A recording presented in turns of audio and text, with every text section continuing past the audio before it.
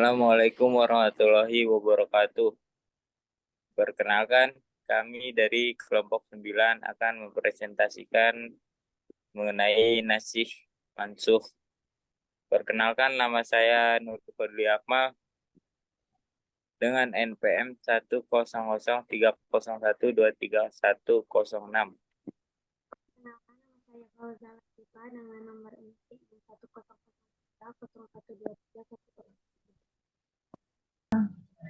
Saya Rifa Melani dengan nomor NPM 130123108.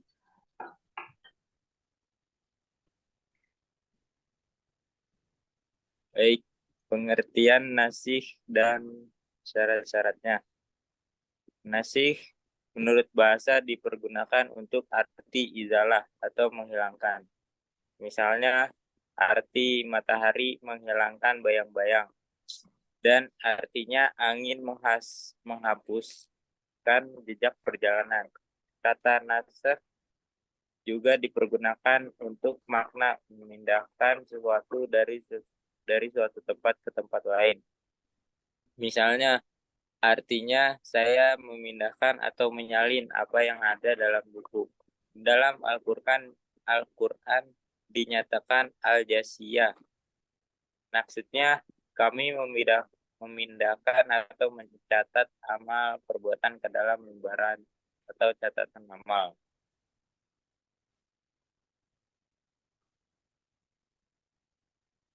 Menurut istilah nasakh ialah mengangkat atau menghapuskan hukum syara dengan dalil hukum atau kitab syara yang lain dengan perkataan hukum, maka tidak termasuk dalam pengertian nasakh menghapuskan kebolehan yang bersifat asal atau al-baro'ah al-agliyah, dan kata-kata dengan kitab syara mengecualikan pengangkatan atau penghapusan hukum disebabkan mati atau gila, atau penghapusan dengan ijma atau kias.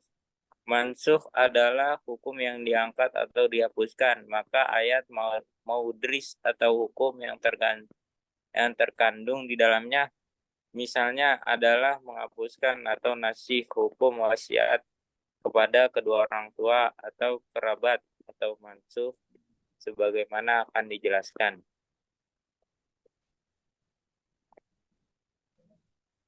Ruang lingkup nasakh. Dari uraian di atas diketahui bahwa nasakh hanya terjadi pada perintah dan larangan, baik yang diungkapkan dengan tegas dan jelas maupun yang diungkapkan dengan kalimat berita atau khobar yang bermakna amar atau perintah atau nahi atau larangan. Jika hal tersebut tidak berhubungan dengan persoalan akidah yang berfokus pada zat Allah, sifat-sifatnya, kitab-kitabnya, pada Rasulnya, dan hari kemudian, serta tidak berkaitan pula dengan etika dan akhlak atau dengan pokok-pokok ibadah dan muamalah. Hal ini karena semua syariat ilah tidak lepas dari pokok-pokok tersebut. Sedang dalam masalah pokok atau usul, semua syariat adalah sama.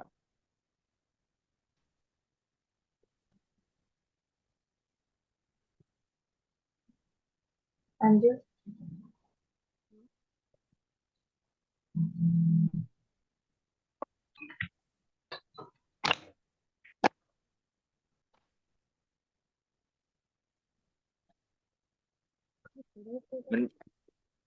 Tadi mengetahui nasakh dan manfaatnya. Pengetahuan tentang nasih dan mansukh mempunyai fungsi dan manfaat besar bagi para ahli ilmu, terutama fuqaha, mufasir, dan ahli usul, agar pengetahuan tentang hukum tidak menjadi kacau dan kabur.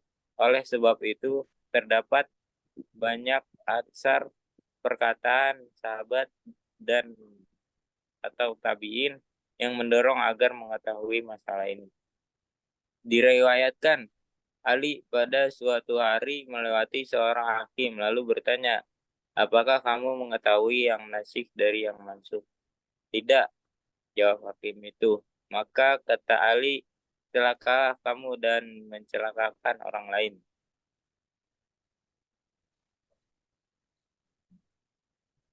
Cara untuk mengetahui nasikh dan mansukh. Yang pertama ada keterangan tegas dari Nabi atau sahabat seperti hadis. Aku dulu pernah melarangmu berziarah kubur, maka kini berziarah kuburlah. Hadis Hakim. Juga seperti perkataan Anas mengenai kisah orang yang dibunuh di dekat sumur Mauna, sebagaimana akan dijelaskan nanti. Berkenaan dengan mereka, turunlah ayat Quran yang pernah kami baca sampai kemudian ia diangkat kembali. Yang kedua ada kesepakatan umat bahwa ayat ini nasikh dan yang itu mansukh. Yang ketiga, mengetahui mana yang terlebih dahulu dan mana yang kemudian dalam perspektif sejarah. Nasikh tidak dapat ditetapkan berdasarkan pada istihad, pendapat mufasir atau keadaan dalil-dalil yang secara lahir nampak kontradiktif atau terlambatnya keislaman salah seorang dari dua perawinya.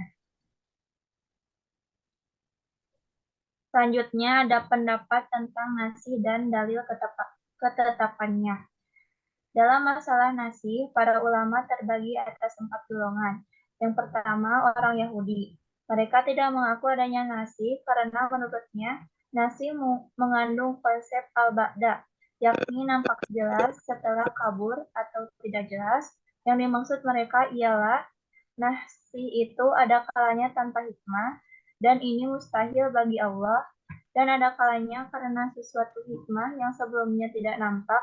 Ini berarti terdapat suatu kejelasan yang didahului oleh ketidakjelasan, dan ini pun mustahil baginya.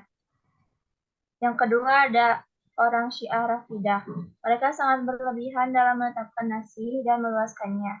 Mereka memandang konsep al-bad sebagai suatu hal yang mungkin terjadi bagi Allah. Dengan demikian, maka posisi mereka sangat kontradiksi dengan orang Yahudi. Untuk mendukung pendapatnya itu, mereka mengajukan argumentasi dengan ucapan-ucapan yang mereka bahkan kepada Ali radhiyallahu anhu secara dusta dan palsu. Yang ketiga ada Muslim al-Asfahani. Menurutnya secara logika nasikh dapat saja terjadi, tetapi tidak mungkin terjadi menurut syarak. Dikatakan pula bahwa ia menolak sepenuhnya terjadi nasikh dalam Al-Quran berdasarkan firman-Nya yang tidak datang kepadanya Quran kebatilan baik dari depan maupun belakangnya, yang diturunkan dari sisi Tuhan yang Maha Bijak lagi Maha Terpuji. Quran Surat Al-Fussilat ayat 42. Dengan pengertian bahwa hukum-hukum Quran tidak akan dibatalkan untuk selamanya, dan mengenai ayat-ayat tentang nasikh, semuanya ia taksiskan. Pendapat yang keempat dari jumhur ulama. Mereka berpendapat nasikh adalah suatu hal yang dapat diterima akal dan telah pula terjadi dalam hukum-hukum syara berdasarkan dalil-dalil. Perbuatan-perbuatan Allah tidak bergantung pada alasan dan tujuan. Ia boleh saja memerintahkan sesuatu pada suatu waktu dan melarangnya pada waktu yang lain. Karena hanya dialah yang lebih mengetahui kepentingan hamba-hambanya. B. Nas-nas kitab dan sunnah menunjukkan kebolehan nasikh dan terjadinya. Pembagian nas. Ada 4 bagian. Pertama, nas Quran dengan Quran. Bagian ini disepakati kebolehannya dan telah terjadi dalam pandangan mereka yang mengatakan adanya nas. Misalnya, ayat tentang indah 4 bulan 10 hari, bagaimana akan dijelaskan contohnya. Kedua, nas Quran dengan sunnah. Nas ini ada 2 macam. Yang pertama, nas Quran dengan hadis ahad. Jumhur berpendapat Quran tidak boleh dinaskan oleh hadis ahad, sebab Quran adalah mutawatir dan menunjukkan yakin, sedangkan hadis ahad bersifat dugaan, di samping tidak sah pula menghapuskan sesuatu yang ma'lim jelas diketahui dengan yang majniin atau diduga. Yang kedua, yang B, nas Quran dengan hadis mutawatir. Nas demikian dibolehkan oleh Malik, Abu Hanifah, dan Ahmad dalam satu riwayat sebab masing-masing keduanya adalah wahyu.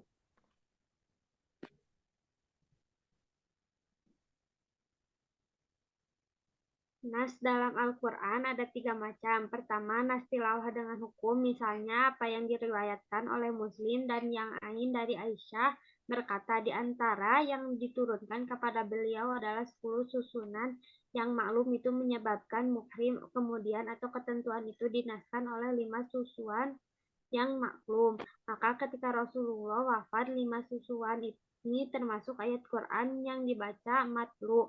Kata-kata Aisyah, 5 susuan ini termasuk ayat Quran yang dibaca pada lahirnya menunjukkan bahwa tilawahnya masih tetap.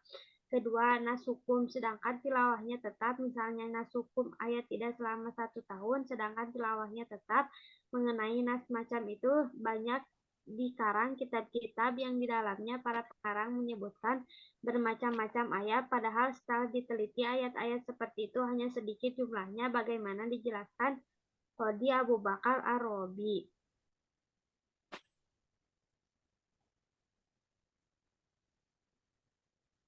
Ketiga, nas tilawah sedang hukumnya tetap. Untuk macam ini, mereka mengemukakan sejumlah contoh di antaranya ayat terjam.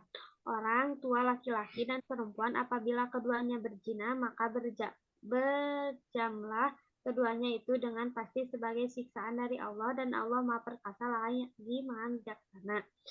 Dan antaranya pula ialah apa yang diriwayatkan dalam As-Sahihain dari Anas tentang kisah orang-orang yang dibunuh di dekat sumur Mafina sehingga Rasulullah bergunut untuk mendoakan para pembunuh mereka. Anas mengatakan, dan berkenaan dengan mereka turunlah ayat Al-Quran yang kami baca sampai ia diangkat kembali, yaitu sampaikanlah dari kami kepada kami dan menyenangkan kami. Ayat ini kemudian dinaskan tilawahnya.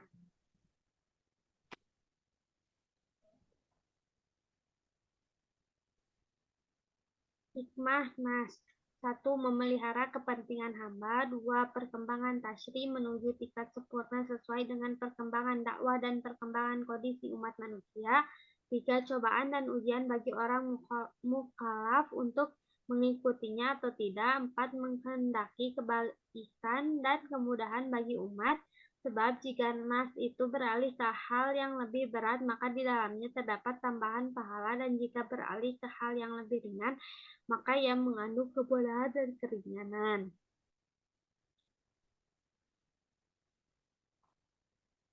Baik, itu saja yang dapat kami sampaikan. Sekian. Wabillahi taufiq wal hidayah. Wassalamualaikum warahmatullahi wabarakatuh. Waalaikumsalam warahmatullahi wabarakatuh.